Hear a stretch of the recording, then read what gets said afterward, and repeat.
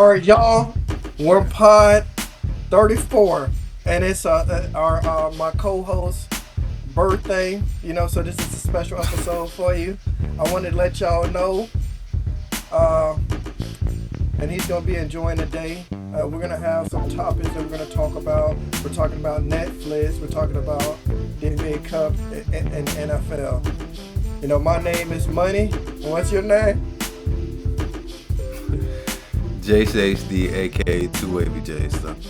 Yeah, he's gonna be enjoying his birthday, y'all. We might make sure to spam happy birthday in the comment section, everybody. Thank you, Money. I kind of figured that's the direction you were going once you was like, I'll do the intro. And it's like, you never want to do the intro, but all right. But thanks. I appreciate the birthday wishes. But nonetheless, we got some juicy topics. You want to tell the people what we're talking about today? Talking about Netflix. We're talking about the NBA Cup, and we're talking about our NFL topics for everybody. You want to start off or you want me to start off? All right, well, we're going to start off with Netflix. I would say with Netflix, it came up around December 5th that they were in talks to buy Warner Brothers, which includes HBO Max for $82.7 billion.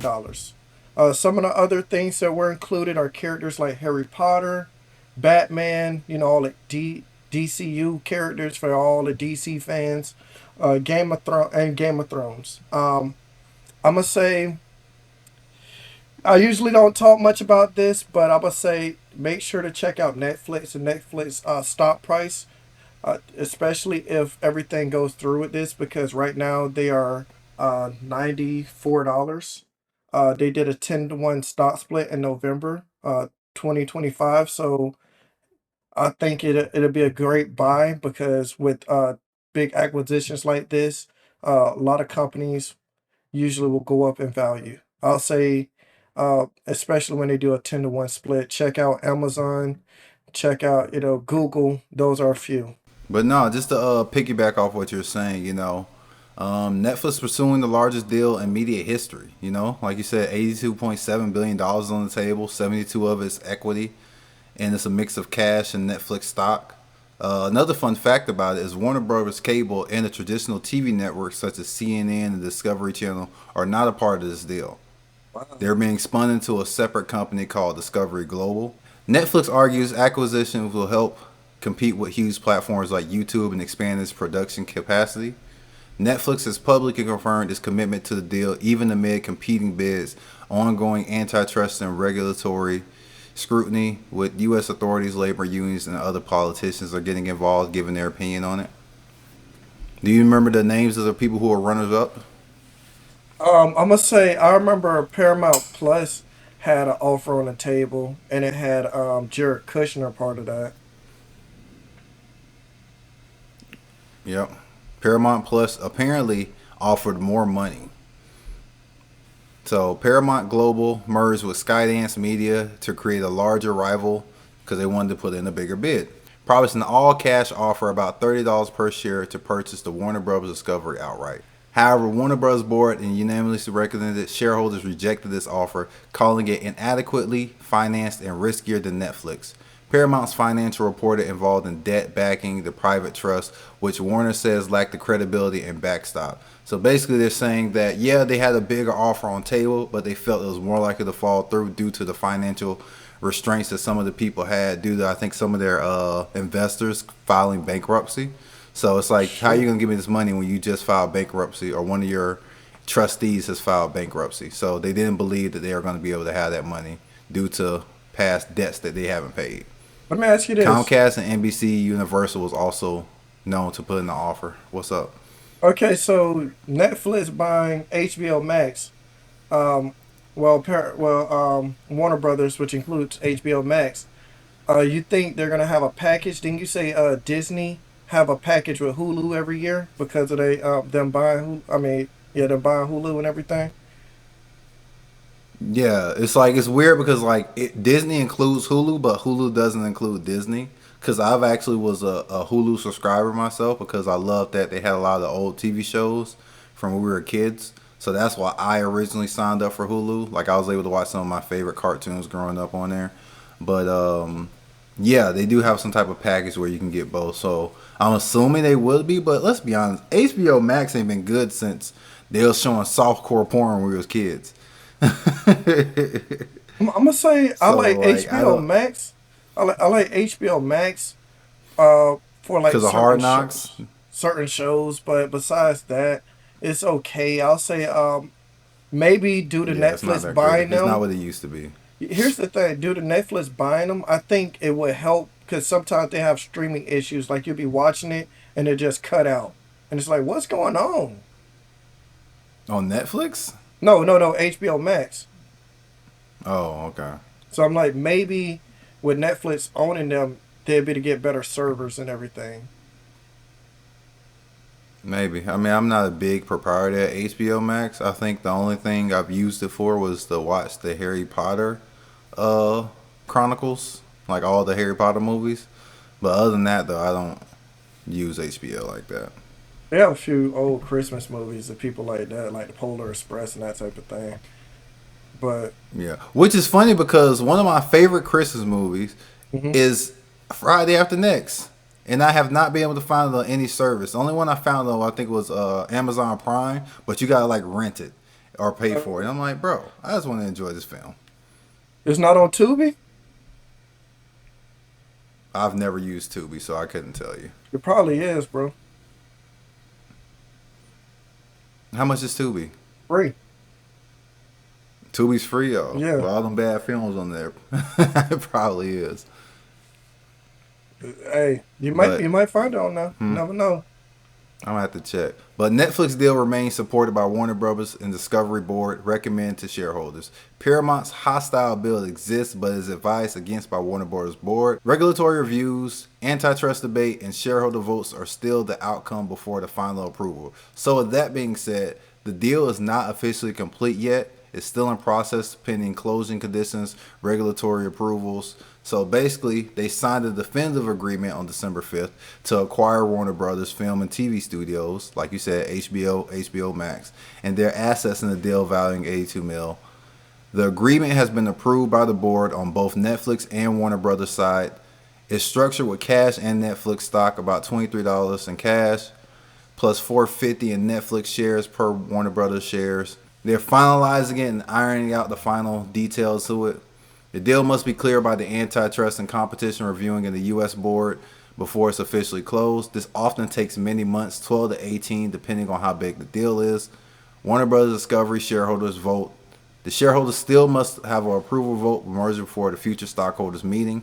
So I'm assuming it has to do like a final vote because from my understanding, the vote has been, you know, Oh, they, taking place, yeah. but they're probably trying to get to a majority vote because sometimes people who've been there for a long time is like, man, I don't want to sell, so they're probably dealing with that.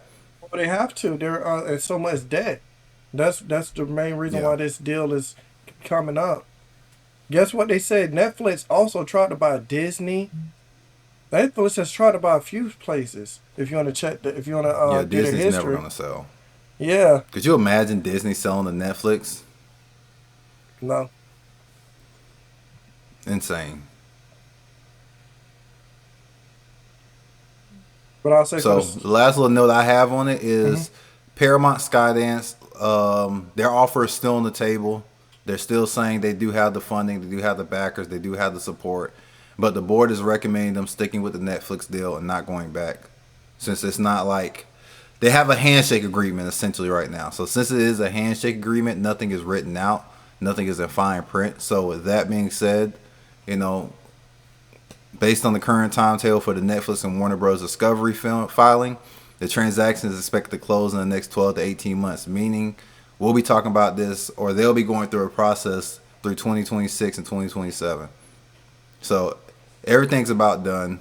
Like I said, they just getting the final votes from the shareholders, which could take a while because some people don't want to move off that hill of I don't want us to sell, you know. Because a lot of times when these companies do sell, it probably puts them out of jobs. Because like if I take over a company, I know this company is successful, but I don't know these people working for the company. Why was this company failing? You know what? Money. I need you to go here and be the CEO of Warner Brothers now. So now the old CEO, he has to go because clearly you weren't doing your job for the company being dead. And little do we know, he could have inherited that. We don't know the backstory. All I know is I'm buying this. I'm finna put someone I trust in charge. So on the backside of that, I say all that to say these people probably don't want to lose their job. No one wants to lose their job. No one wants to be forced into an early retirement. So maybe that's what's gonna hold them up is getting those last votes, those approval votes.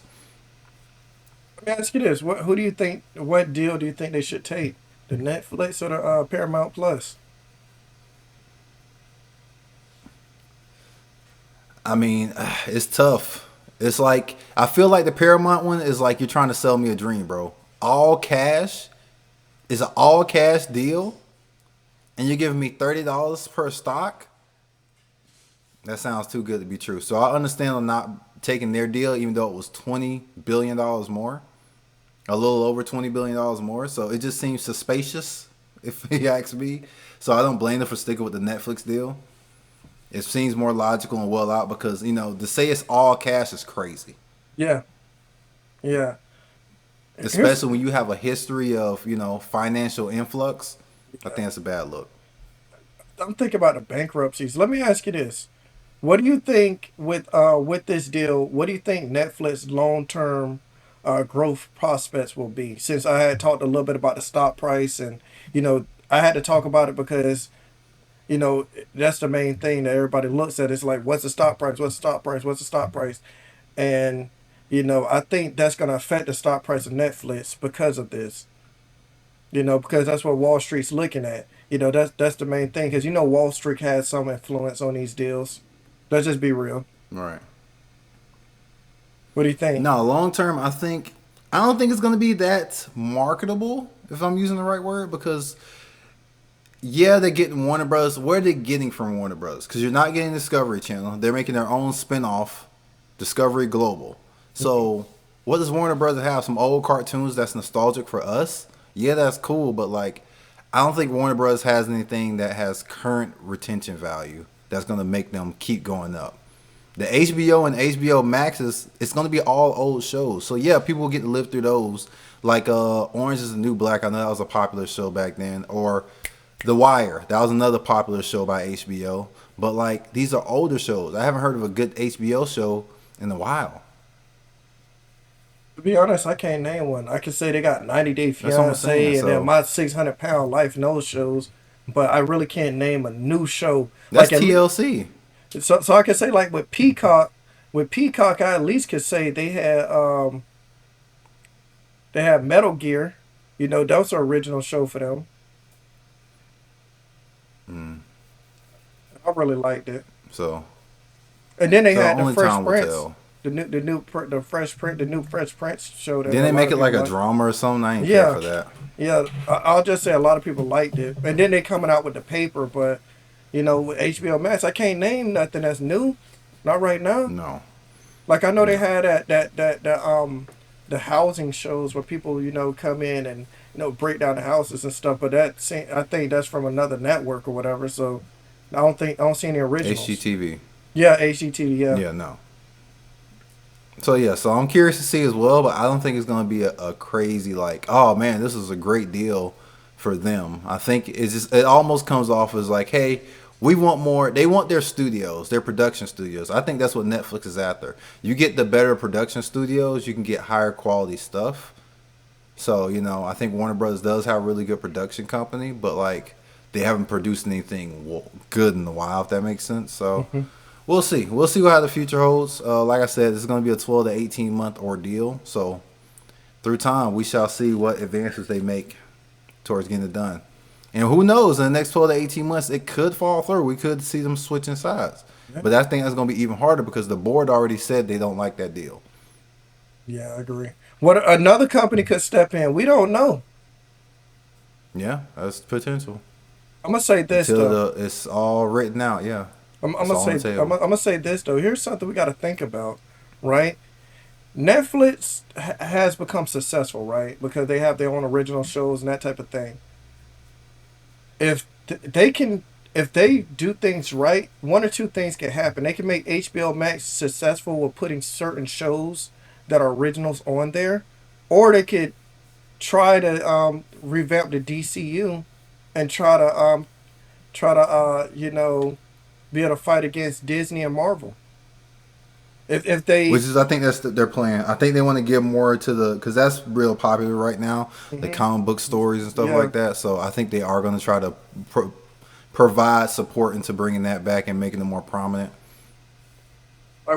like they're gonna have to use new characters because they got about 50 Batman shows. Um, the Justice League stuff is okay. They redid Wonder Woman. They did Aquaman. You know what? If I was them, I would make a Static Shock movie. If you want viewers, make a Static Shock movie Hey, for because the record, I think I could play Static Shock. Just to put that out there. So I don't really hey, talk about my acting skills, but I think I have the skill set to do that he role. had dreads too. I'm even willing to cut my hair to appropriate length to play Static. Hey, I think I could kill that hey role. Jay, I'm telling you because remember, everybody loved Black Panther.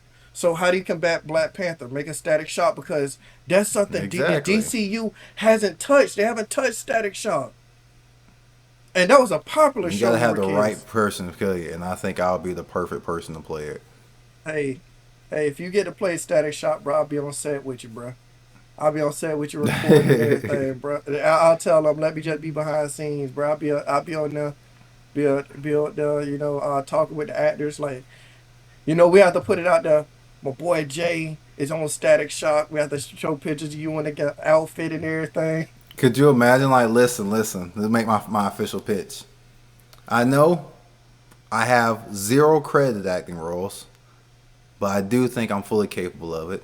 I've done some acting in college, back in the day, and I'm fully capable and confident in myself that I can play a great static role. So to anyone out there who's secretly plotting and searching for people for that role or getting the screenwriters in play, I'm your guy. That'll be cool as heck to see that movie, bro. All right, moving along. Where are we going to next, money? We're talking about the NBA The Cup. NBA, right? Yeah, the NBA Cup stuff. Well, basically, the NBA Cup is a tournament that the NBA holds. It's inspired by the European Soccer League. They're trying to add excitement to the regular season because let's just call it what it is. The NFL season, you're like, man, every game matters. The NBA season, it's like it's so many that people are like, they really don't care. So they're doing things to try to add excitement to it, try to get TV deals, uh, make the players excited because you know how much the winner of the NBA Cup gets. And by the way, it was the Knicks versus Spurs, and the Knicks ended up winning. You know how much the players get, bro? 530K I for think it's winning. yeah. That's a good So chunk of nice little change. bonus. If you, That especially if you're a is, rookie. especially the guys on the vet menu or rookie, yeah. Because the rookie deal is about 2-3 million, 500K bonus. Yeah, that's nice. Yeah. What do you think about it? I mean, I like it. I like that they're trying to do things, give incentives. Because how many times do we hear about players? We already talked about it, but how many times do we hear players, sitting out for games? So now it's kind of giving them that initiative, like, hey, let me go out here and play this in this tournament so I can help my team win that money. And so I like it. I didn't like that the Knicks didn't plan on putting the banner up. And like all you gotta do is like first of all, I think if I'm not mistaken, they got some musicians banner up there. I want to say it's Billy Olsen or whatever his name is. Oh, sure, Whoever yeah. it is, some musician has a banner up there for most sold out shows. Not even a professional athlete, but he has the most sold out shows in Madison Square Garden. But you don't want to put the banner up for the NBA Cup. You can put it up there like in high school, man. You remember high school? How we had the banners for district championship, regional championship, and state championship? That's all you got to do. Have a banner up and then put 2025 champion, 20, whatever years you win, just do it like that. I don't see what's wrong with that. I think that would be a pretty cool thing. It'd be different So you because can't this say is the new. Raptors for. My point was you can't say the Raptors for NBA championships only because you got freaking a musician up there, which I don't even think he's from New York. I'll do my research on it, but yeah, stupid. I'll say this, Jay. If if they didn't have that up there, I would understand. But I think it'd be pretty cool. It's new. Like unless you're like the Lakers or Celtics or something, you probably ain't got room for The that type of Lakers stuff. hung theirs, They did. and the Lakers have way more championships than the Knicks. I didn't know the Lakers on theirs, but it's new. Like the NBA. Let me ask you this: uh, What do you think would make And the when's the last NBA time the more Knicks won watchable? anything? What do you think would make the NBA more watchable? What you mean? Compared to Like what? compared to the NFL? Because like we said, in the NBA, you can lose like 10 games in a row and still be good. In the NFL, you lose 10 games in a row, you sitting at the house. I mean, I don't think it's fair to say. I think you're not good. If you're 2-12, you're bottom of the standings. Is you gonna go on a 40-game win streak? If you're 2-12, the chances of you going on a 40-game win streak are slim. Break So off two twenties. I don't know about that one. 10 games. I was just So saying. I was just saying there's so many games compared to the NFL, and that's why you got yeah, players no, that but are it sitting also out. depends on who you're losing to too. Like, yeah, you can lose those 10 in a row, but if 7 or 8 of those are from conference opponents, you're not in a good place. I agree. Because you know how they do tiebreakers? They do them head to head. And if you're Oh, that's one how and they do two that. against that team because you phoned it in early, you're gonna miss out. You're gonna be a team like, how the hell they missed the playoffs? Because they lost 10 games in a row to start the year, and 7 out of those 10 were Eastern Conference opponents. Let me ask you this: how do you feel about the play-in? Because the NBA is doing different things. That compared to what They they are. I used to will give them do their credit. They're back in the doing day. different things to try to keep the league more entertaining. And the play-in, I like it and I don't like it. Like, I don't like that a team fought and clawed. Like, let's say someone got off to a bad start. A team fought and clawed and dug their way back into it to get the eighth place seed. Now you're telling me, like, hey, we know you earned the eighth place seed by winning your last game of the regular season. Now you got to go play the ninth and 10th seed to solidify your eighth place seed. So it's like if I lose both those games, I fall to ninth or 10th place after record wise on the better team. Yeah, they say go It prove it. kind of makes the regular season meaningless. It's like, hey, if we get to 10, fellas, we know we can beat the 8th seed. Some teams probably think like that. Like, they didn't Miami win once as a 10? I think so. Like some. I think so. I want But to say they were like a ninth or a 10th, and yeah, they won out. yeah. And then they got annihilated in the first round. So I'll say the NBA is trying. Adam Silver, he's trying new things.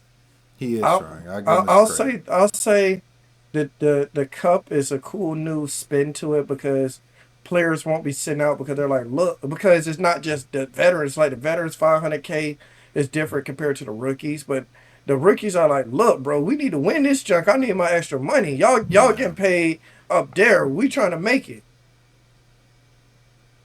So I think it's a new Yeah, I don't thing. care. 500K is a lot of money. You can never have too much money. That's how I feel. Yeah, And think hey, about it like this: if you make it 30, 40 million, hmm that's your taxes right there. You just got your taxes back. yeah, hey, you might be right. Shoot, you got some of your tax money. So because it's a bonus at that point. Exactly, it's a bonus. So you getting your tax money back. So all that money it took out in your taxes that year, and the money you had to pay for taxes still, you got a piece of it back. Yeah. Yep. So I'll say they're gonna keep trying. I'll say the other thing I've been hearing about the NBA is expansion. Uh, I'll say when we hear more information about that, do you want to talk about that, or you want to have that conversation now? Yeah, but the 3 cities I've heard that are potential places for the expansion, bringing one back to Seattle, Vegas, and do you know the last one, money? Tampa. Supposedly Tampa, but I don't think it'll Really? work. I don't think Tampa. Yeah, I don't think Tampa's big enough. But those are the 3 cities I've heard mentioned. I think Tampa could work, but I don't think so. It's so close to Orlando. the reason why I say I think Tampa could work is because I'll say it depends on where in Tampa you put it. You got to probably. I'll say if you put it in Tampa, you got to put it in Wesley Chapel type area type thing. And do you Like think the how residents of Wesley Chample would like a big ass $1 billion basketball arena next door? depending the hotels would. I don't think so. The Yeah, the hotels hotels would. would. Yeah. Those people, the people over there are a little too bougie for that. That's why if you look at Orlando, what's that? Windermere is nowhere near the Magic Stadium. No bougie people do not want to be next to all that BS. Here's a question I have, Jay. So you took a team from Seattle just to bring it back? Explain that to me. Yeah. I forget the original reasons why. I think because they something. I think it was maybe the fan base or maybe the economy of the city. But it doesn't make sense. You can't say the economy of the city and you go to Oklahoma City. No offense to Oklahoma City, but I highly doubt you're making that much more money than Seattle pre having an NBA team. And so, and if you look at the history of Seattle, they won a championship like a year or two before they end up moving. So they won a championship, and then 2 years later you move them. So it just didn't make sense. So, and then it seems like the people of Seattle want their team back. They want another team back, and you know, it's people involved in that. A fun fact: our star player in Orlando, Paolo, he hates OKC because he's from Washington, and they took his team away. Yeah, that's like a personal thing he has. He's like, he didn't like his supposedly he said as a kid. I'm like, I don't think you're old enough to remember Seattle basketball, but that's one thing he didn't like growing up. He said he didn't like that they lost their team. Wow. I'm gonna say, since we're talking about expansions, we're talking about NBA. You know, the WNBA actually expanded into Canada. They have a Toronto team now. Nice. We just gotta get we gotta get a 5-year plan going to where we can get our money for our expansion in Orlando. Sound like a plan, bro. I'm telling you, man. I'm telling you. We got the Orlando Magic, so what we gonna be? The Orlando Mystics. Orlando Fairies? Nah, we'll workshop the name. Yeah, we it's work already out the Mystics. name. Oh shoot, yeah. We'll work on the name. We'll workshop the name. We'll think of something. When the time comes and y'all see us on here with our WNBA team Orlando, just know we win in life. Okay, next, fellas and ladies, we're having an NFL talk. I'm gonna have to bring up some news that I don't know if you heard about. Did you hear about the Chicago Bears are thinking about moving from Chicago? They might even move out of Illinois, bro. You heard about that news? No, I didn't. I seen an article that came out that said they might move. Yeah, no, I don't see it happening. Chicago's been a staple. Although I have heard negative things about Chicago and their stadium and stuff like that, it's hard for me to see them moving, especially since we haven't seen a team move in how long? You know what I'm saying? No, we seen let the me Raiders. rephrase that. We seen the Raiders and the Chargers. The Raiders and Rams move, yeah. The Chargers too? I don't know. Raiders, where would they Rams, go Chargers. though? And would they rechange their name? They said somewhere in Illinois. I don't remember what city, but they said it's even possible they might move out of Illinois as a whole. That's what I'm saying, because obviously we had teams move like the Chargers, like you said. I don't know why that slipped my mind. The Chargers moved from San Diego to Los Angeles. The Rams moved from St. Louis to Los Angeles. And then the Raiders moved from Oakland to Las Vegas. So I'm trying to think what they're going to be. What's the North Dakota Bears? I don't know, man. I think they might need to stay where they at. Chicago's a big city too. It's a big city. It's a good market. You know, obviously it has its rough neighborhoods, but the market's very big. It's the home of Michael Jordan built. So I don't know about that one. That's what I'm saying. I heard that report. That's why I had to bring it up and see your thoughts on it. So the first game I want to talk about, Kansas City versus the Chargers. It's a lot to unpack here. Long story short, Kansas City lost 16-13 to the Los Angeles Chargers, and that officially eliminated Kansas City from playoff contention. Late in the fourth quarter, Patrick Mahomes suffered a torn ACL in his left knee while trying to avoid a sack and was forced out of the game. A devastating blow for his season and the Chiefs' aspiration. This injury officially ends his season and effectively eliminates Kansas City from the playoff contention. The first time they missed the postseason since 2014. Wow. 11 years, bro. So, yeah. So that officially eliminating them from the playoffs. Is the dynasty over, money? I'm gonna say no. I'm gonna say this because I've been thinking about it. If I'm Kansas City, I will use this team. I'm gonna just say I think Travis Kelsey is close to retiring. I think he's going to retire this year, or next year. I'm gonna say. No, he's done after this year. I would say this. I would use this time tell Patrick Mahomes heal up because they came back saying he could play week 1. I don't see it's possible because he got hurt so late in the season. Maybe week 5 or 7 or something like that. But if your backup isn't pulling the weight, you might be out of the playoff Right. race by then. So I'll say I would use this time to get some players that I could develop for, because you need a running back. It's been proven. You need a running back bad. You need another tight end because Travis Kelsey is close to retirement. You He's need done. He. I don't know if you've seen his most recent conversation about it, mhm. but he was talking about the Kansas City as if they're a different entity. Like he was like, yeah, I just feel bad, but hopefully the Chiefs can do something to be ready for when he comes back next year. He didn't say we. He didn't say us. He said the Chiefs will do something to prepare for when he comes back because they will need him. That's So yeah, this is it interesting. for Travis. Okay, so what are you doing in the first round? You're going tight end? You're going running back? You're going No. defense? What are you doing in the first round if you're the I mean, Chiefs? I think it's a couple guys coming available. Like I believe Kyle Pitt's contract is up. He hasn't really shown anything. So unless they exercise, I have to double check. I'm not sure if they exercise his 5th year option, but or he may be on this 5th year option.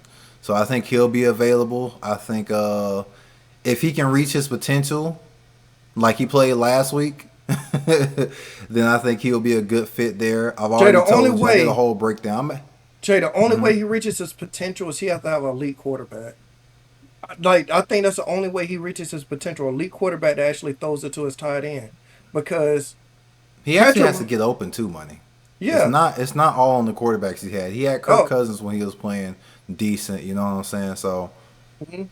he has I'll to get say, open. He has to be a more effective. I'll say this. I'll say if he worked with man, I wouldn't want to see the Chiefs if they were able to get Kyle Pitts and transform him into a elite tight end, bro. I wouldn't want to see them. Would you? No, that'd be a very scary team. If he reaches his potential, because like I said, Yeah. I've never been a fan of Kyle Pitts, but if he play like that Like the on Bucks Kansas game? City every game, then yeah, it's definitely it'd definitely be scary for sure. I already said some names. I'll probably have a separate video. I'll probably post that when the off season hit.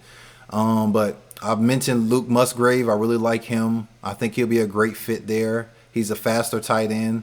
He has great size. I think he's very good. He's a little inconsistent, which is why he lost his job to Tucker Kraft. But I still think he can play with the right toolage. Another name, Michael Mayers. He's the backup tight end with Brock Bowers, but he's in the timeshare. I think that's another good option. So it How is the Browns options out tight there. end, Jay? Um, And Harold Joker. Fanning, or you mean Njoku? And Njoku's a little older. I mean, he'll be a stopgap, but I think he'll just want to go young. But you're gonna Okay. have Njoku for 2 or 3 years, and then if his production doesn't match, you What do already you got guys that's kind of older that are veterans like Jared Wiley and Noah Gray. So you got guys there, but I think they might want to go young, get them a rookie, or if you're not gonna okay. get a rookie, get a guy who's not in his prime yet, like the guys I named. Okay. I think from my angle, what this means for Kansas City going forward, they're going to see how much Patrick Mahomes is really holding together with duct tape with him not going now. Like I think a lot of their inefficiencies, he covered them up well because he levitated that team to such a level and was still getting scrutinized for. I got a hot take for you. I think the Chiefs should consider bringing back Eric Bieniemy. If you look at I've his been thought that. numbers, if you look at their numbers, money since he left with Bieniemy, he won a championship, obviously, and he won the MVP. He won his MVPs with Eric, and I want to say the second one he won like right after Eric left, but still though, that's when he played his best.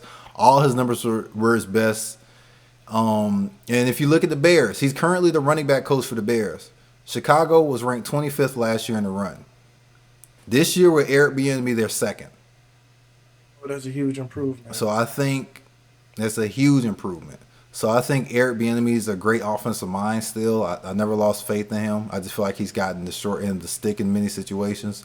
A perfect example is when he was with the Commanders. People can say what they want, but they had the worst offensive line in the league, which is why Sam Howell was getting power bombed to the center of the earth every game.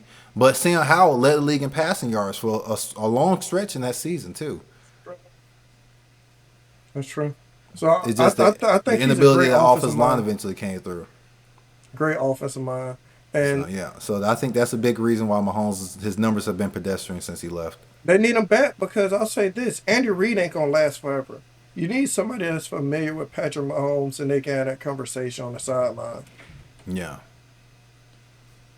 I agree with you. And another name I like, I'm not sure if you'll like it, but I think Mike McDaniels in Kansas City as the offensive coordinator is terrifying. I'm gonna just say this, bro. I'm gonna say this. We're gonna understand how much Mike McDaniel meant to the team when he leaves because we understand Brian Flores' situation. Um, we've had different unfortunate events or a quarterback who's run out two doggone coaches, or about to run out a second doggone coach, and we've seen how that defense doesn't look the same without Brian Flores. And Completely different. the offense will not look the same without Mike McDaniel. Everybody's like, well, he's not that. He don't understand this, and that. I'm like, the Dolphins had the number one ranked offense with him over there. He got number one. He had what number one overall offense. Tua had his best numbers and everything. Yeah, I mean, I agree, and that's why I said Mike McDaniel's in Kansas City is terrifying because I think he's a brilliant offensive mind. I think he's a brilliant play caller, and you put him there, you giving him a speedster like Tyreek. Now, granted, Hmm. I think Xavier Worthy is a different type of speedster.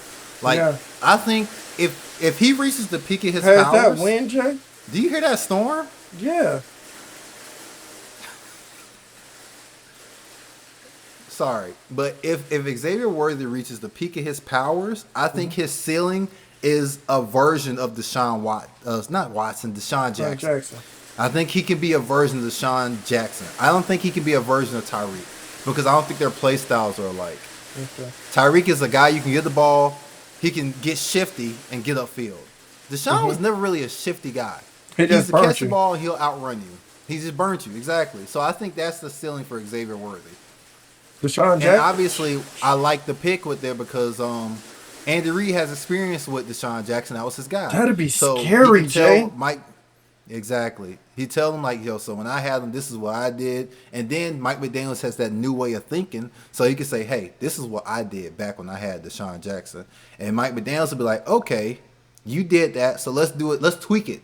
Since he's not there yet, we know he's not there yet. Let's tweak it and do it like this. And I think Andy Reid is one of the coaches that he listens to his coach, and that's terrifying. Let me ask you this. Hypothetically, if Mike McDaniel went to Kansas City, Achan is getting traded to Kansas City because they're going to give up what they have to get him there. Because look at what Achan has done with Mike McDaniel. I don't think so. I think if you're the Dolphins, you'll be smart and not make that decision because you know that offense is going to be completely different. We already know that off the back, and we're going to give them a weapon. Unless you give me an offer I can't They refuse, might get. I I think. don't. I don't give them up. I'm gonna tell you this. If I'm Kansas City and I see Patrick Mahomes is back to full strength, and I got Mike, and I got a young offensive mind out there, bro. You're missing the running back. I'm gonna get me a running back, Brees Hall, A Yes, Chance, somebody, and that offense will be totally different I like overnight. Kenneth Walker there too. I think he's a good receiving back. He got the speed too. I think he'll be a good fit there. You think Seattle will trade him? They got Zach Charbonnet. One of these guys needs to be your lead back. You I can't do this agree. two back system forever. I think both of them are talented enough to be a lead back no matter where they go. But the reason why I say Kenneth Walker over Zach is because Zach is younger, and most teams tend to keep the younger guy. Which Yeah. is why we say Brees Hall with the Jets because they have Braylon Allen, who's the youngest running back in the league. Hmm. I would. You know what? I think Kenneth Walker is more explosive, so that would fit their offense too. He's an explosive running back. We saw him take it 60-something yards to the house last night. The dude's explosive. So He's so that bad man. so I'll say for the Chiefs, to wrap this up, I don't think their dynasty is over because until number 15 and Andy Reid is done, I don't see their dynasty going anywhere. I just think it took a break because even with the Patriots, they didn't win a championship every year. You know, they missed it. Didn't they Yeah, miss a no. playoff like 1 year or And some something? people argue that excuse me. Some people argue that the Patriots dynasty was like 10 years, and it's like no, because they had like a gap in there where they didn't win a championship. Some people argue that the Patriots dynasty was 10 years long, and it's like no, it was two different dynasties. Like the So Spurs. totally agree. Exactly, same scenario. People say, "Oh, the Spurs dynasty was this many." They won only this many championships. They didn't win a lot of championships in that quote dynasty run for the Spurs, but that's a different conversation. Mhm. But yeah. So you want to recap our first game from last Sunday, Money? The Pats and Bills, bro. Oh man, the Patriots were up 14 points. And I was like, I'm gonna just be real with you, bro. I was watching a Patriots Bills game. I was seeing the score. I was like, man, this junk is over with. And the final score was 35-31. The Bills came back from a 14-point lead and ended up beating the Patriots. Josh Allen did it all. I'm gonna tell you Josh Allen's stats, bro. I'll say I'm not a recap guy. I just like going. I'm a stats guy. Uh, Josh Allen had 193 yards Money with likes three numbers, touchdowns. everybody. And James Cook. I had him in fantasy. That dude's a baller, by the way. 107 yards, 22 carries, 107 yards, two TDs.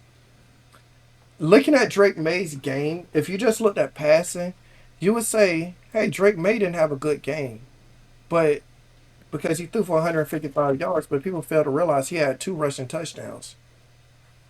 And remember Yeah. what I told you about Henderson being a baller, bro?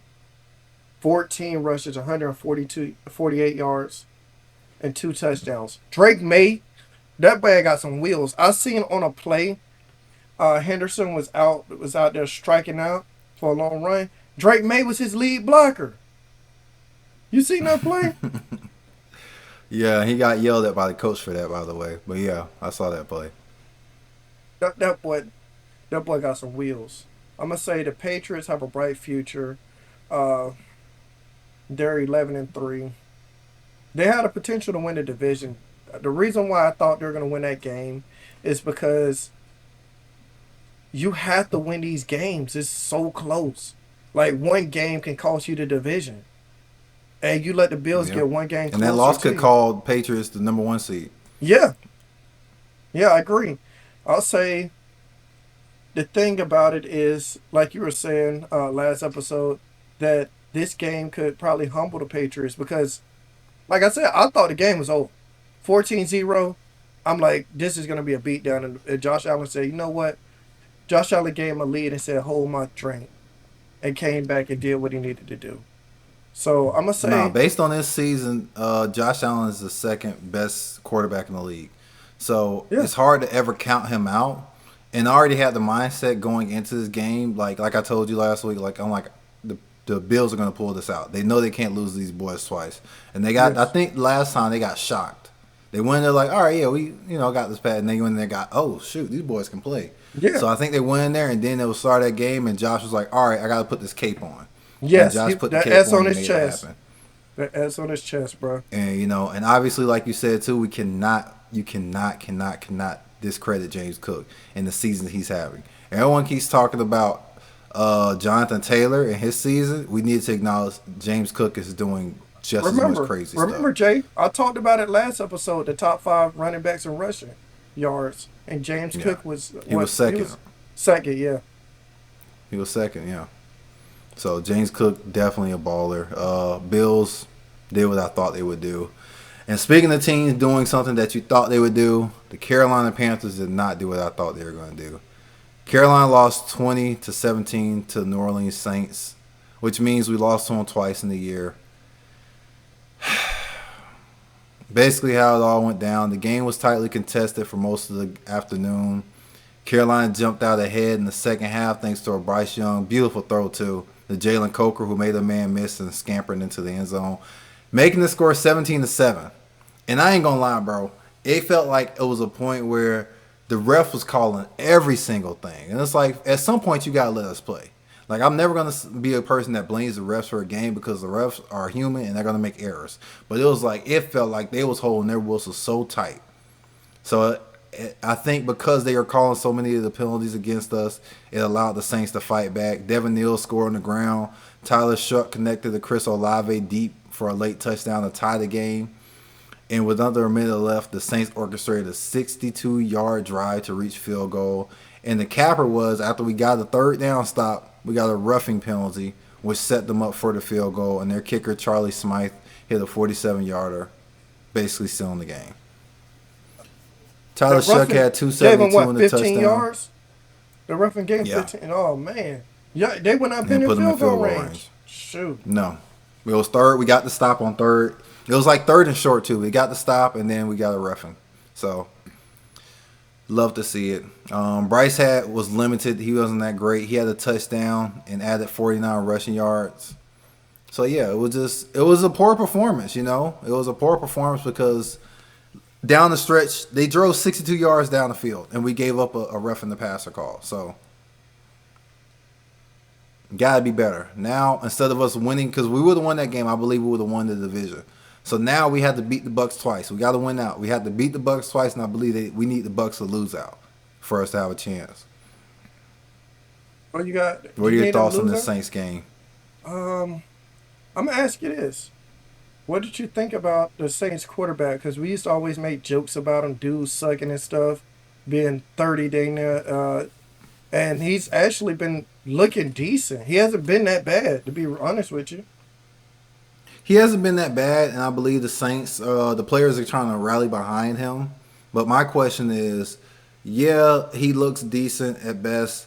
If the Saints lose every game for the rest of the year and they're sitting at number 3, you mean to tell me they're not taking a quarterback? Probably not. You know why? You think they believe in him that much? No. The reason why is because I think 1 and 2 are going to be quarterbacks taken. I think Indiana quarterback's going number 1. And whoever has the number 2 pick, if they're not a team that needs a quarterback, is trading it to a quarterback needy team. And Oregon quarterback Moore is going to go at number 2. So at that point, I don't think no quarterback is worth reaching for at number 3. I agree, but I can see Ty name getting called too. Ty Simpson of Alabama. At number 3? I can definitely see somebody calling his name. Yeah. The mistake a lot of these NFL teams do is you only commit to a quarterback you love. You don't commit to a quarterback you like. And so it's a lot of times they be like, oh, we like so-and-so at 3, so we went and got them. And it's like you don't have to draft a quarterback every year. If you feel the class is subpar, then you wait. Now, well, you may have to go through hell again. You may have to go through hell again. But you know you'll be in position to get your quarterback. It's like when Carolina traded up to get Bryce, I said the whole time, like, we should not have traded up. We should have stayed where we at, added to our defense. And then what happened, money? We went on the next year to be the worst team in the NFL. Yeah. Let me ask you this. Do you think we could have got a draft class full of quarterbacks? Is Ty coming out this year? Has he already declared? They're still playing, so they brushed those questions off, but I'm pretty sure he's coming out this year. Okay. And the fun fact, since we're talking about it, money, if Carolina had the 1 pick, and our GM said this prior to the draft too, if Carolina had the 1 pick instead of trading to Chicago like some dummies, he would have went and got Drake May, because Drake's from North Carolina. They said they would have wanted to keep him home, so Drake May would have went number 1 to Carolina. Why? And then y'all would have still had your receivers. Man, that one trade changed the trajectory of your team. Because think about it, you probably wouldn't have even had the you would have had so many other picks that you could have used on the team. Yep. Man. So that means Washington would have had Caleb Williams. And I think we will be seeing a different version of Caleb. And so Daniels would have been in New England. And I think Caleb And this is before they got their current head coach, Ben Johnson. I think Caleb with Kingsbury, his old OC, I think he would have looked a little better early on.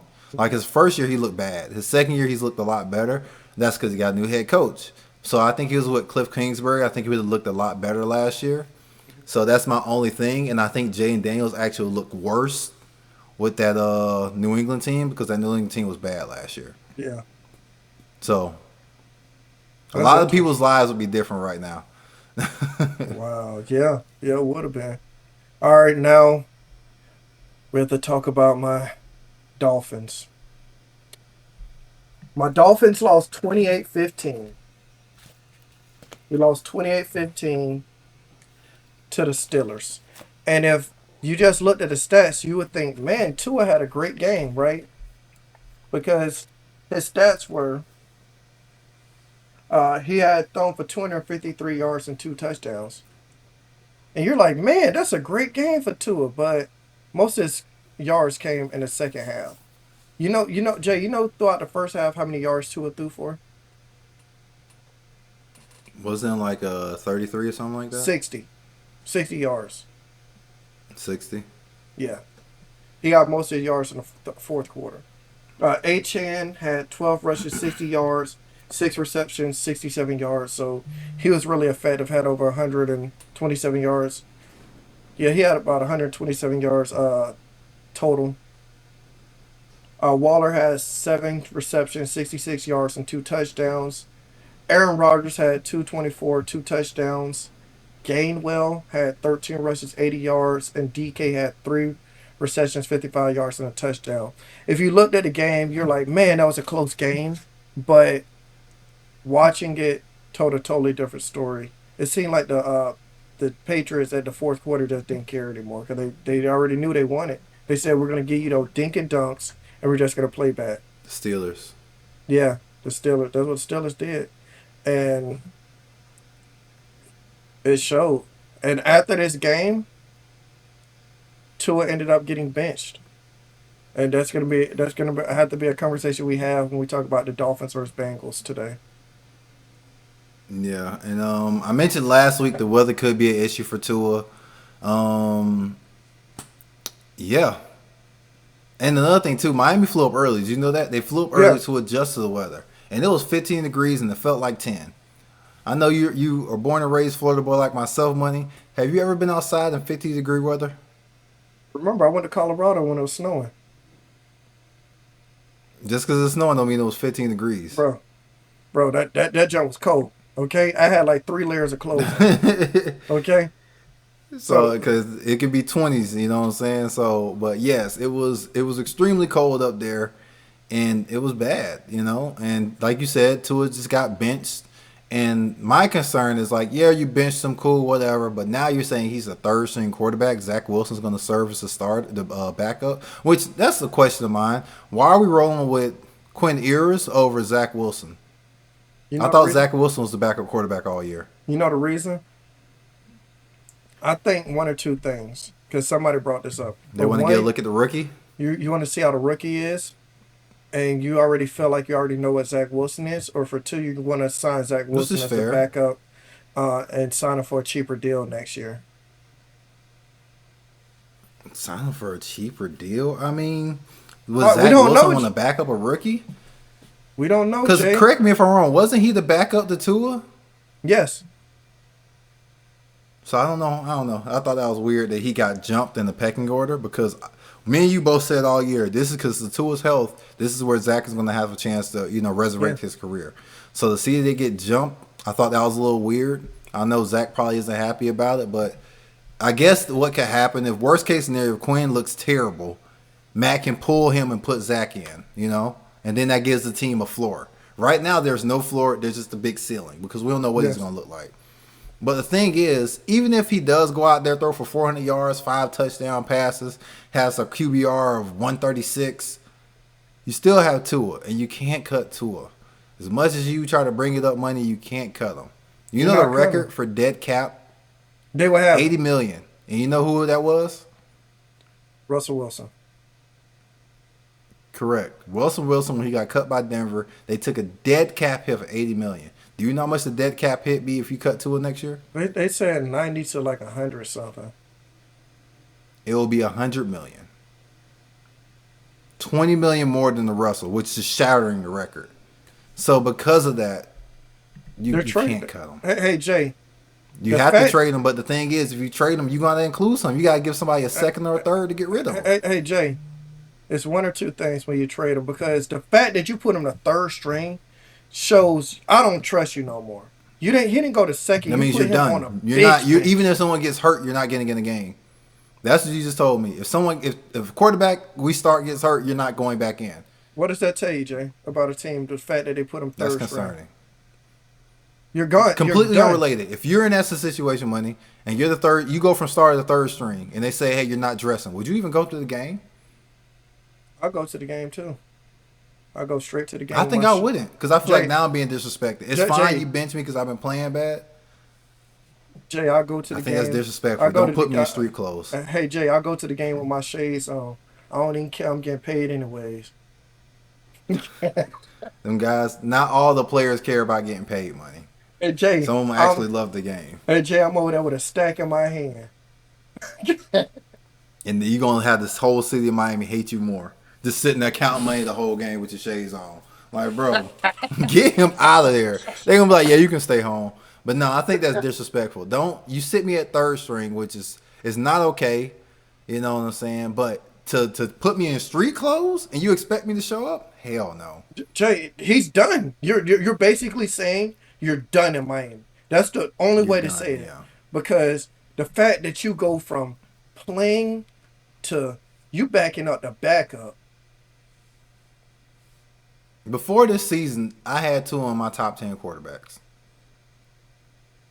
And if you remember correctly, I had him higher than Joe Burrow because of what he's done.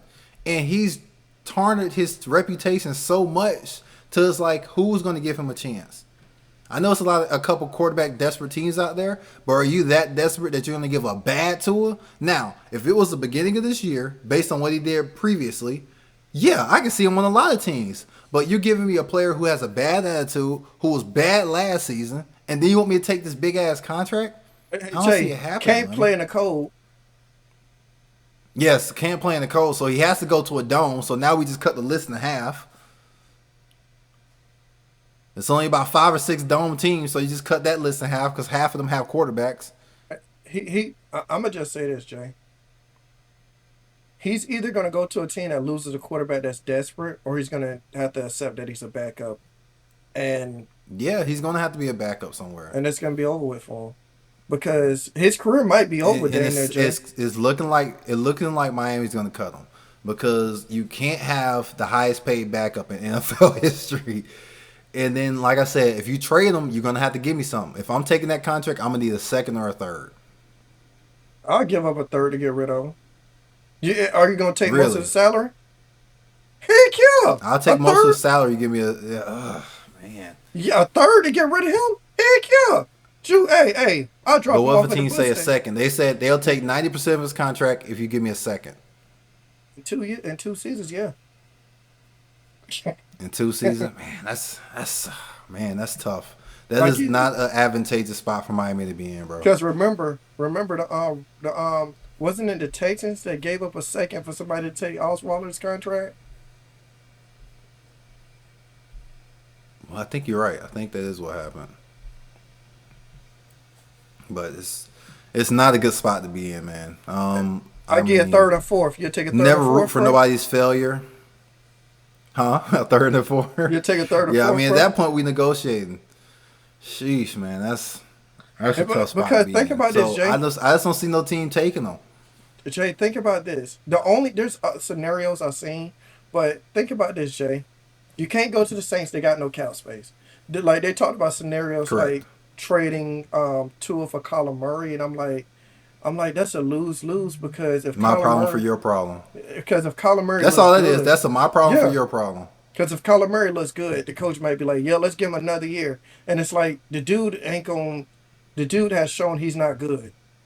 He's already shown it. So that's a scenario I can see. I hope it don't happen. Like I'm like got to give Kyler him Murray will 34 be points. good for y'all the first 6 games. Yes. Kyler Murray will go to Miami and he's gonna shock everybody. He's not gonna shock you and I, but he's gonna go out there and be 5-2, or 4-2 or 5-1. And it's like, bro, he's balling right now. And then Kyler Murray, his play is gonna fall off a cliff. Yep. So I'm gonna say, since we're talking about the Dolphins and everything, the Dolphins play the Bengals. Both teams. This is a preview. Both teams have been eliminated from the playoff race. I don't. I don't think the Bengals care anymore, Jay. They got beat 24-0 by the Ravens. I just don't think they care at this point. How do you get with that offense? How do you get beat to 0? Well, how many targets does Jamar Chase have? If it's not 20, it's clearly not enough. So I'm gonna say, I think they're an overrated offense. I think who you it picking to showed win this year. this game? Sadly, I'm picking the Bengals, and the only reason I'm picking the Bengals is Miami's rolling out a 7th-round quarterback.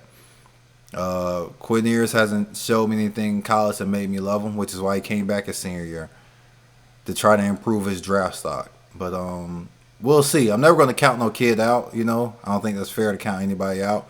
So I'm rooting for him the same way I'm rooting for Tua to turn his career around. And I will. The only positive that's came from this Tua benching is for the first time this season, he took accountability money.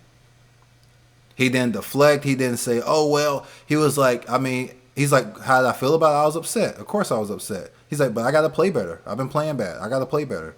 So, if I play better, then we're not having this conversation. He didn't blame. He didn't throw no sideways. Well, Tyreek didn't get hurt. Or if Waller catches the ball, he accepted it. He acknowledged it. And that's like, where was this all year? If he would have did that from the beginning, money, I don't care how bad it's been. I think he still would have kept his job. But the fact he's been blaming everybody, he's been pointing fingers, said some crazy Coming shit. at Cam media, Newton. It's like coming at a guy who played saying it's easy to point the clicker like he didn't play. That's insane to me. That's insane to me. So I don't know, man. I think that's a step in the right direction. I think it's starting to sink in like, oh shit, I'm blowing this.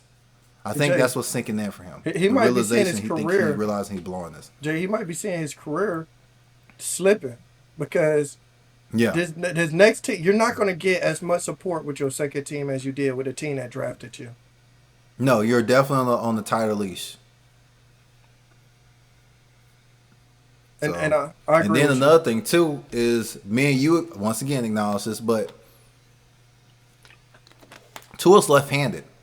You have to make some adjustments to him being left-handed. You always want your quarterback, your backup, even if he goes to be a backup, you want your backup to have a similar play style theoretically to your starter. Tua, the quarterbacks he is similar to in play style wise, it alters it because he's left-handed. So a lot of the rollouts and play acts and stuff you got to alter. There's two left-handed quarterbacks. Well, there's only one. He got. It's only one starter, and that's Tua. Tua's the only starting left-handed quarterback. Well, because Penix got hurt and Gabriel got benched, so yeah, he was the only starting left-handed quarterback recently. Because, like I said, before this year, he was the first one since Vic. Yeah. Did you know that? Wow. He was the first lefty to start since Vic. Yeah, it's been a long time since we had a lefty good enough to start. Wow, that's interesting. Where is he going to go? Atlanta be the backup to Penix? Damn sure don't want to go to Cleveland. So, and I agree with you, Jay. I agree with you. I'm thinking Minnesota the Bengals are gonna win the game. He can. If he go to Minnesota, you know what I can see, money. I can see him becoming like Kirk Cousins when he was there. Good enough not to be good enough. Jay, remember I told you that? What I tell you about the quarterback? Remember I will always tell you that. So that means every year you're going to be drafting from 15 to 18. You're never going to get a quarterback at 15 that's good enough to win your Super Bowl. Unless you get lucky and trade up. Find a second unless team unless you trade up. But if you look at the history, off the top of my head, I can't think of any quarterback that went from 15 to 18 that's won the Super Bowl. In the first round, at least. Second, third round, it gets different because, different evaluations. But I'm saying strictly the first round. Can you Dan think of Mar- one off the top of your head? I know Dan Marino was drafted later and went to a Super But did Bowl, he but win he the didn't Super Bowl win. But he money? didn't He was win. sensational. Don't get me wrong. He's a Hall Yeah, of Famer, but he didn't get he, a he Super didn't. Bowl. He didn't win. I can't name one. Um, And that was like his rookie year too. Rookie year, his no, second year, he went to the Super second Bowl. He year. never won again. It was Yeah, yeah, it was one of them too. And he never we won can again. we can name later round quarterbacks, but in the first round, that Yeah, oh Brown yeah, times, that's what I'm saying. It gets yeah, different because the evaluations, like yeah. Russ went late. Russ is one of the best quarterbacks in college football at the time, but because he's 5'9", 5'10", teams overlooked him, which is why he went in the Brady. fourth round. So yeah, it's hard to judge those guys. But strictly the first round, these are supposed to be the cream of the crop. And the Hmm. ones that have won Super Bowl have been drafted from 1 to what was Like it, 10, 11. 11. When did Pat Yeah. go? 10, Yeah. 10. He went 10 Pat went the 11th, right? Or 10th? Yeah, see what I'm 10. saying? Because 1 to remember 11. Those are the guys who they traded up with the Bills. yeah. So they traded up again. So So that's another thing. They didn't sit there at you know the Bills 15 have done that like 3 times. They gave the Chiefs a good player. First time was to get Pat. The second time I believe they with got Duffy, what's his name? Duffy, his yeah. corn, and then last time Worthy. Doggone. Doggone. And the Bills wonder why they can't Where win. the verdict is still out on Worthy. We don't know if he's going to be great, but we know Duffy's a top 5 corner, and obviously Patrick Mahomes is a top 5 quarterback. Hmm. All right. Uh, enough with my fans. I'm gonna say we're gonna have a conversation about how Ears look as a rookie, but I just don't see him going out there beating the Bengals. Like I think the Bengals look at it like it's a pride game. We're not gonna let this seventh round rookie come in and beat us. You're right. And it's like, I think that's going to be, like you said, that's going to be their motivating factor because I think as a coach, it's hard to keep guys motivated when they know that they're eliminated and their season's essentially over. So it's like, what are we playing for? And it's like, well, this is your job. You know what I'm saying? Like, not every day is your job. You're going to have a great day, you know? So I think that's going to be their fact. Like, we can't lose to this kid. And Quinn Ayers is going to be out there like, hey, I got to make a name for myself. So I think he will play well. He'll get that new quarterback bump, and I think guys will try to play for him. And I think a lot of guys are going to be getting – and this is where it really is your time to take advantage of your opportunity because I believe once teams get eliminated, it's no longer, okay, Money, you're my star receiver. You're playing every snap unless you say, hey, I need a breather. Now it's going to be a lot more rotations because, like, I got to get a look at these young guys. I know you're my number one. I don't need another look at you. I know who you are. I got to look at these younger guys. So it's going to be more rotations. We're going to see faces we haven't really seen a lot.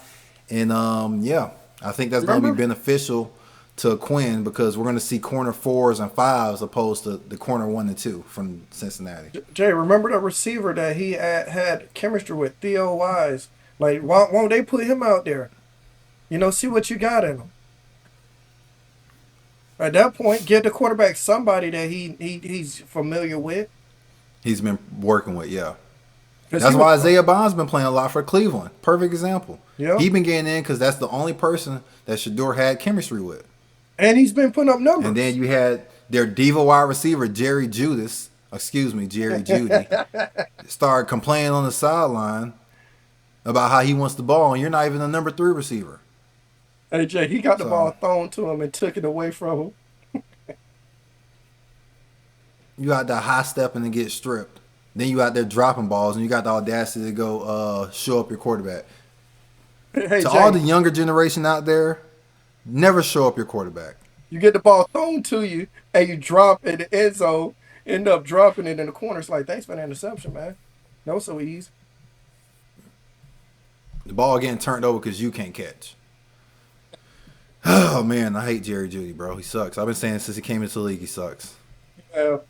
But yeah, so we're going to recap last night's game. The Los Angeles Rams and the Seattle Seahawks. Seattle won 38-37 in overtime. A great game. Did you Yes. watch this whole game, Money? I Oh, seen man, it was a some. great game. I seen that 2 point Before we get conversion. into it, That that was a controversial great play 2 point call. conversion. Before we get into it, I won't say it's controversial. I know what you're talking about. Yeah. Oh, okay. Yeah. So we'll get into it. But before we get into it, Matt Stafford was about to move up in the all-time passing yard list until this Sunday. Do you know why? Philip He was Rivers was about to move playing. up to, I believe, fourth. Phillip Rivers came out of retirement. So instead of him passing Phillip Rivers, because Phillip played, he put himself back in front of Matt Stafford. I would have sent him a personal message cussing him out. Hey, that He would have dude been Philip. all types of hoes. Like he, Hey, Philip I would have Rivers. sent him a nice message like, "Oh, you really doing this, man?" Hey, he reading that text with his shades on. Can't believe it, dude. So yeah. So basically, what we're now, the Rams jumped out to a strong lead and built up a comfortable one, up to 16 points heading into the fourth quarter.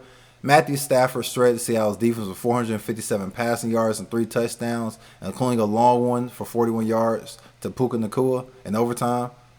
And the Rams scored first in overtime. That's the thing that really was like, damn. The Rams did what they were supposed to do. Their defense didn't have their back. And the defense was playing great all night until the fourth quarter. The Rams defense started to fall apart. Seattle mounted a comeback that sparked a 58-yard punt return by Rashid Shaheed. Sam Darnold turned his play around because he was struggling early on, threw 2 interceptions. The next thing you know, he was throwing some darts out there, finished with 270, 2 touchdowns. JSN. And he threw a nice little, touchdown pass to JSN, who, by the way, had 0 catches and 0 yards in the first half.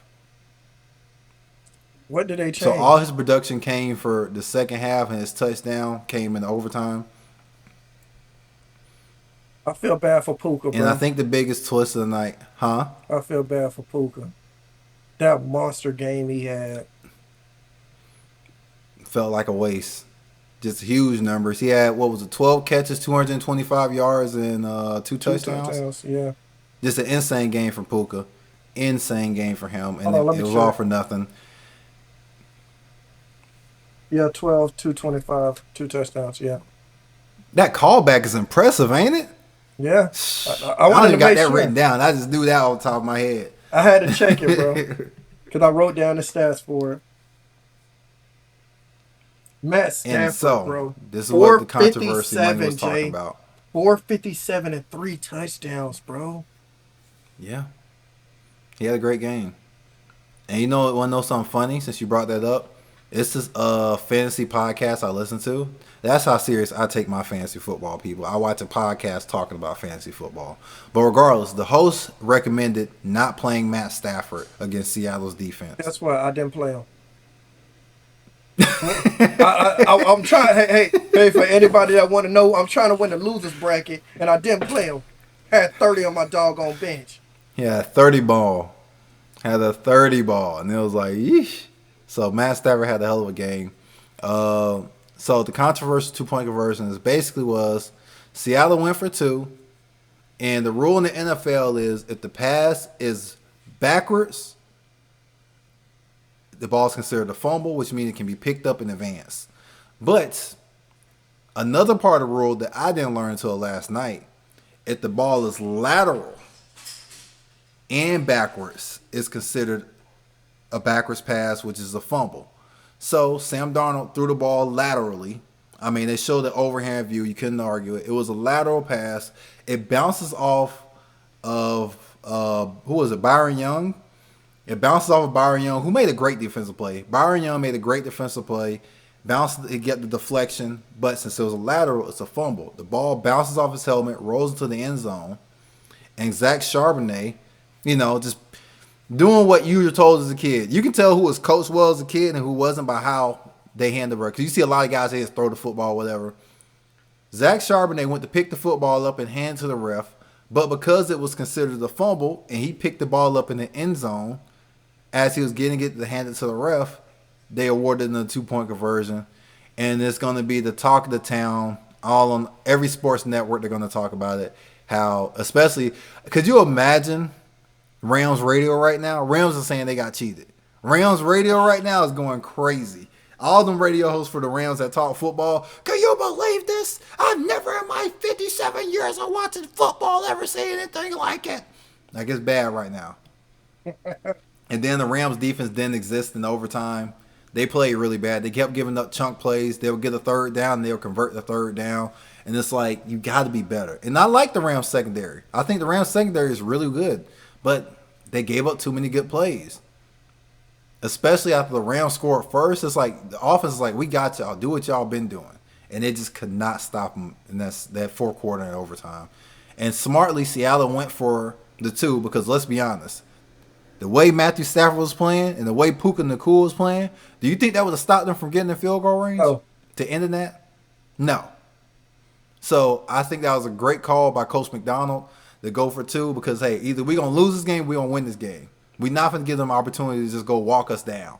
I think that's the scariest thing as a team that's a great defense like that, seeing your great defense get walked down. There's nothing you can do. hey Jay, that's how me and you would have thought. Either I'm gonna lose with my respect or win this. Right. Yes, exactly. At least I was like, hey, we all believe in it. That's the play we called. It didn't work. I'm not getting walked down like that. So I don't blame them. I would have did the same thing, and it paid off. They did a tight end delay, which is essentially everyone's a decoy. The tight end's the main read, especially in this play. The tight end's the main read. So in the tight end delay, he chips, he really sells the block, and the better you sell the block, the better the delay works. Tight end, he chips, he sells the block, and then he just releases, and as you and I both seen, he was wide open, ending the game.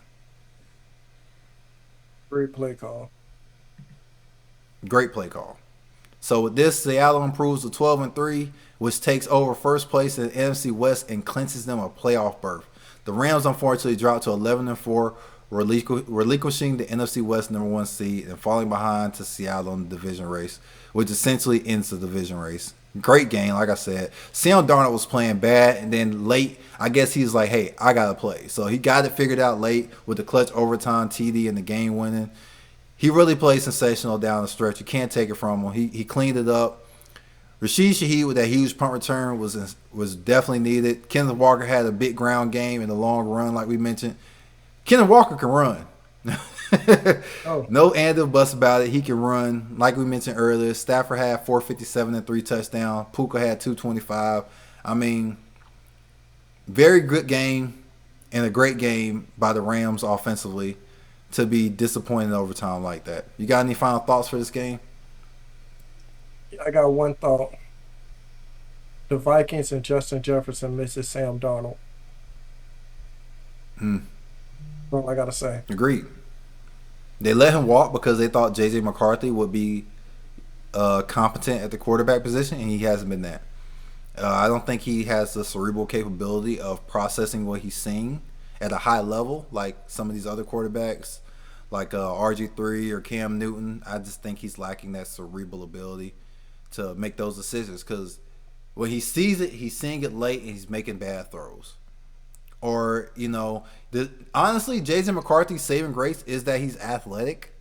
So, he's been getting away with certain things because he'll make a good run. He played okay last week. I'm not going to discredit him.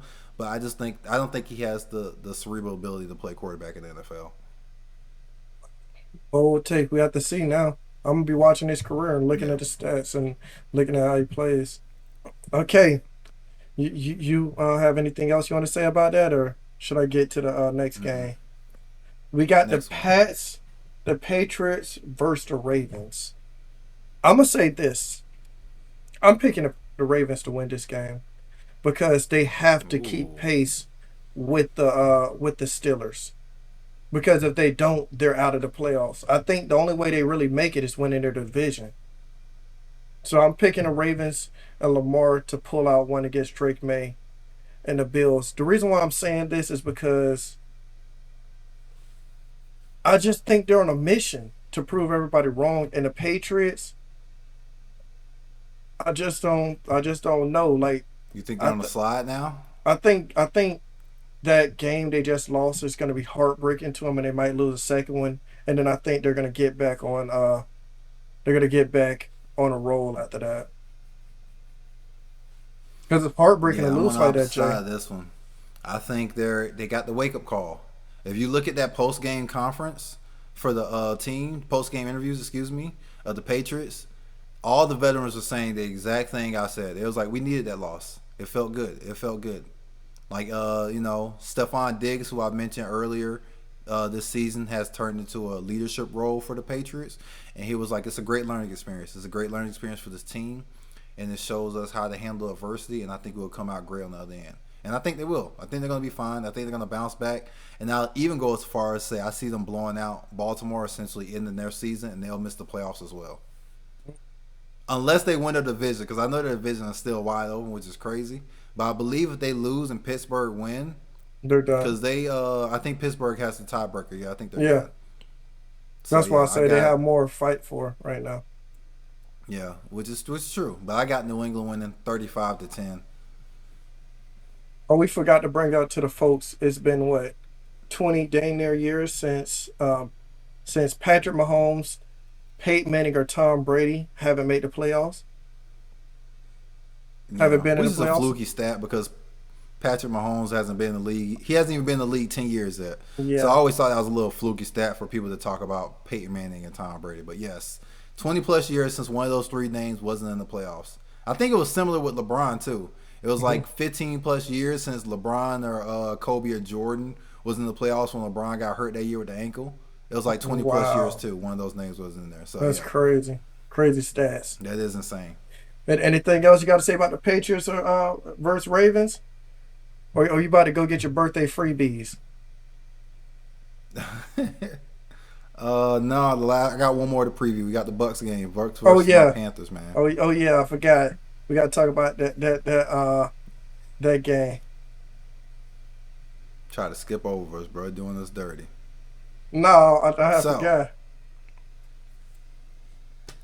as you know, coming up, NFC South leader Tampa Bay is taking on the Carolina Panthers. The Bucks have struggled recently. They lost 5 of their last 6 after having such a strong start, being down players. The offense can score, but consistency has been a problem with them with having guys in and out of their lineup. Um, Panthers are basically trying to find consistency as well. We're coming off a loss ourselves. We're 7-7 currently. Both teams are 7-7, so we're tied for the NFC South. But the Bucks have the tiebreakers. So if we lose this, that's essentially the Bucks win the division. We had a close loss to New Orleans, like I spoke of, and the week before we beat the Rams. We beat the Rams the week before, one of the best teams in the NFL, and then the following week we lost to the sorry ass Saints. Um, Both of us are averaging around 20 points. The Panthers' defense has improved a lot, potentially helping us in this tough at home outing.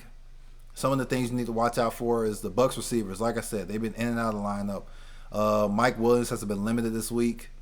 Mecca Ibuka also been dealing with something. You mean So Evans? we Mike got to see if Evans? those guys will. Yeah, Mike Evans and the Mecca Ibuka both been dealing with injuries this week.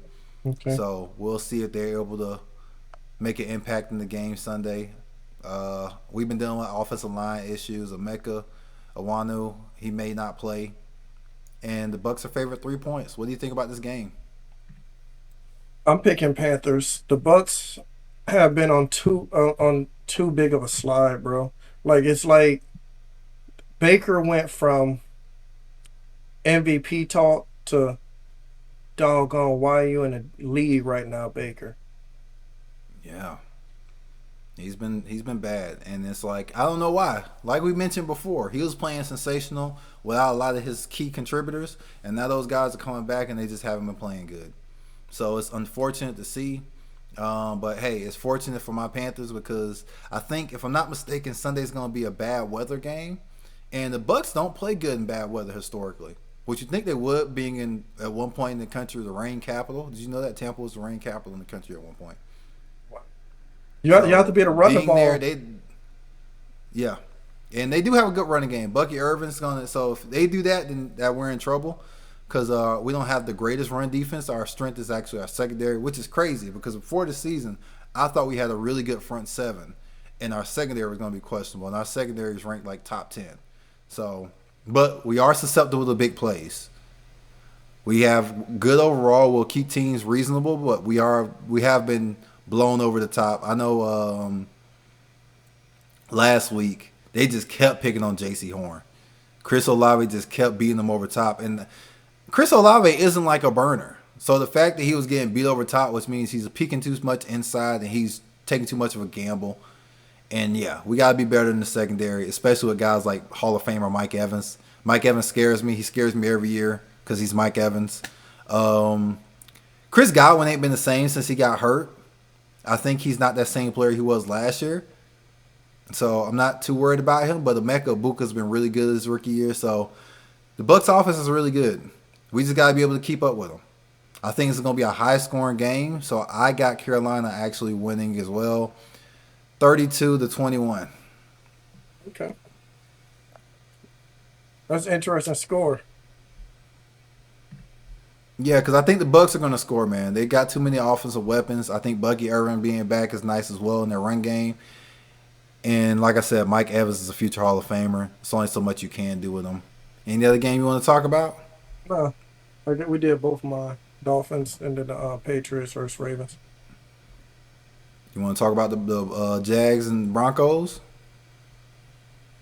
Well, that's gonna be a good one, bro.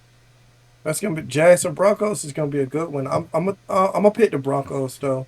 The Broncos look like they're on a mission with this game. I'm gonna say Jags and Broncos. The Broncos look like they're on a mission. They just won the division. They're fighting for the number one seed, and it seems like the Jags just be winning games. I don't know how. It's like they just pull a rabbit out their hat and winning games. Mm-hmm. But I'm going with the Broncos on this. No, I'm right there with you. I'm right there with you too. Team. Bo Nix has been excellent. I can't take it from him. I don't think he's a good quarterback, but right now he's making me look like I don't know what I'm talking about. He's been sensational. He's been playing really well this year. Defense, offensive scoring, can protect the ball, and obviously they have one of the best defenses in the league. Another thing too, their defense plays at another level when they're at home. All their ranks, they rank top 5 in just about everything, but apparently when they're at home, all their rankings jump to first or second. So you don't want to play Denver at home, and I believe Denver is home for this one. Jacksonville offense has been hot recently. You know, with the acquisition of Jacoby Myers, who just, like you said, got an extension. You mentioned that earlier, I believe. And Trevor Lawrence has been producing well. So, which is kind of concerning. Jacoby Myers has been playing better than the guy they took in the first round, Brian Thomas Jr. But regardless of which, we already know Jacksonville defense has been sensational, leading the league in turnovers. And that can flip the game. If they can force Denver to turn the ball over, I think that would be the big difference here. They're doing that without Travis Hunter, who they drafted at number 2. Yeah, they're doing it without their star rookie who was playing both ways. So, yeah, it just shows how great that defense is, you know. And money is a phony, you guys. Jacksonville is supposed to be our secondary team, and he didn't pick them to win this game. So I'm going to stick with our secondary team and pick Jacksonville. Denver's favored by 3 in this game. Didn't you just say Denver's first or second when they play at home, and you're picking them to lose? That is correct. It's definitely going to be a tough outing. I ain't say it was going to be an easy one. You got a score for this one? I'm going to say 21-14 Broncos. Yeah, I'm right there with you. I don't think it's going to be a high-scoring game. I think the defenses are going to dominate. You know what's funny? It's going to go one of two ways. It's going to be a defensive gridlock, and it's going to come to who makes a mistake first. Or it's going to be opposite. When these two great defenses play awful, and it's going to be a high-scoring game. Whenever them great defenses meet up like that, for whatever reason, it usually turns to a high-scoring game. So if it's like 38-31, I can definitely see that. I wouldn't be surprised by that. Okay. But I think my score I'm going to go with they both show up and go with 14-10 Jacksonville. Oh, wow. Low-scoring game right there. Yeah, I got this low-scoring game. Okay. And Trevor Lawrence is going to do some magic and make it happen. All right, y'all. Make sure to like, comment, and subscribe. We appreciate all y'all being here. Happy birthday again to Jay. He going to get his birthday freebies and everything. And it's your boy Money. I'm Jay HD, a.k.a. 2 Wavy J Stuff. Y'all take it easy.